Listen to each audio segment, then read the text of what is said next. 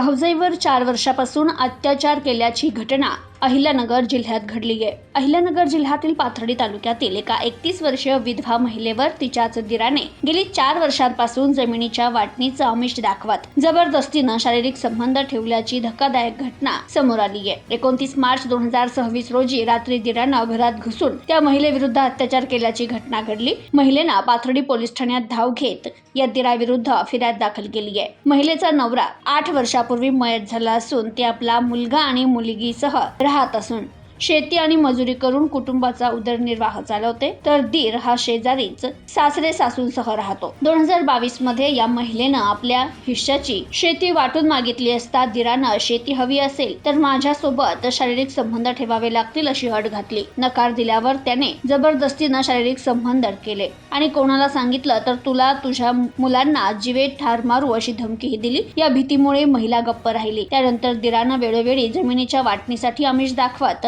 जबरदस्तीनं शारीरिक संबंध ठेवले। 29 मार्च 2026 रोजी रात्री जबरदस्तीनं दिराने शारीरिक संबंध ठेवले। नंतर पुन्हा शेतीची वाटणी मागितल्यावर तुला आणि तुझ्या मुलांना जीवे ठार मारून टाकीन, तू कुठेही गेली तरी तुला शेती वाटून देणार नाही अशी धमकी दिली। या प्रकरणी या 31 वर्षीय महिलेनं पाथर्डी पोलीस ठाण्यात या दिराविरुद्ध कायदेशीर गुन्हा दाखल केलाय। कायदेशीर तक्रार दाखल केल्यानंतर पोलिसांनी गुन्हा दाखल केलाय। Bureau report, news today 24, Pathardi, Ahilyanagar.